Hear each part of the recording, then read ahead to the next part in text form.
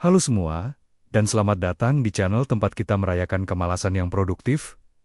Ya, Anda tidak salah dengar. Hari ini kita akan membahas cara paling malas untuk menjadi kaya. Tapi tunggu dulu.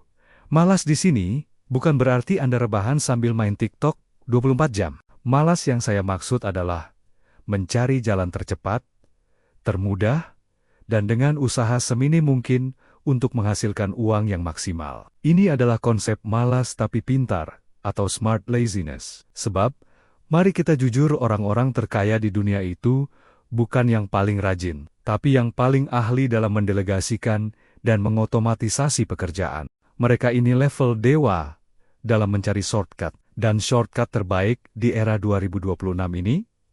Jawabannya jelas, produk digital. Kenapa produk digital? Karena jika dibandingkan dengan bisnis lain, misalnya bisnis kopi, fashion, atau bahkan tambang, bisnis digital ini seperti cheat code yang baru saja dibuka. Saya punya 5 variabel kenapa produk digital akan membuat Anda tertawa puas sambil menatap para pebisnis konvensional yang sedang pusing memikirkan biaya sewa ruko. Variabel pertama, modal. Atau lebih tepatnya, 0 rupiah. Coba lihat, bisnis konvensional, mau buka warung kopi, butuh sewa tempat, beli biji kopi, mesin kopi, rekrut barista, harus stok cangkir, dan seterusnya. Produk digital. Modal Anda adalah informasi yang sudah ada di kepala Anda. Mau buat e-book tentang cara mengurus keuangan? Modal Anda hanyalah keahlian Excel Anda. Anda hanya butuh HP, internet, dan mungkin sedikit bantuan AI seperti ChatGPT untuk menyusun kerangkanya. Literally modal dengkul, tapi dengkulnya sudah didukung AI. Variabel kedua, skalabilitas. Ini yang paling seksi. Bayangkan Anda punya toko fisik. Mau buka cabang kedua, Anda harus mengulang lagi proses modal, sewa, training staff, manajemen stok. Ribetnya minta ampun. Tapi produk digital, Anda memproduksi sekali, misalnya Anda membuat template desain Canva yang luar biasa dan Anda bisa menjualnya 1000 kali, 10.000 kali, bahkan 100.000 kali. Tanpa ada biaya produksi tambahan sedikit pun, marginal cost untuk unit kedua adalah 0.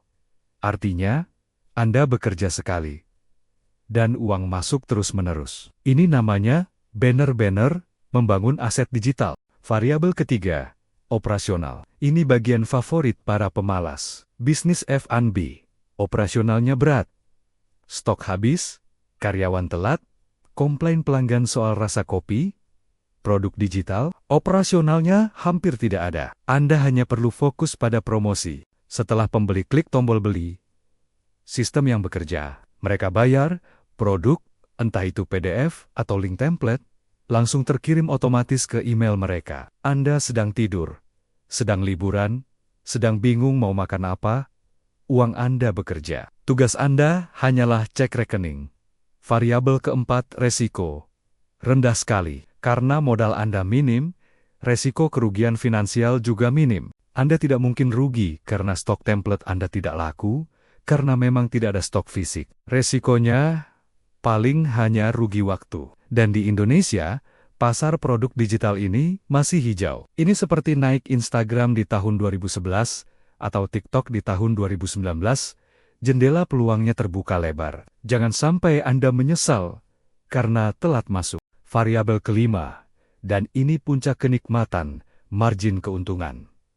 Hampir 100%, bisnis konvensional, marginnya tipis. Makanan minuman rata-rata, 15%. Pakaian, paling banter 20%. Produk digital, tidak ada HPP, atau harga pokok penjualan barang fisik. Jika Anda menjual e-book seharga Rp50.000, maka Rp50.000 itu hampir sepenuhnya milik Anda. Dipotong sedikit biaya platform. Kapan lagi Anda bisa mendapatkan margin sefantastis ini?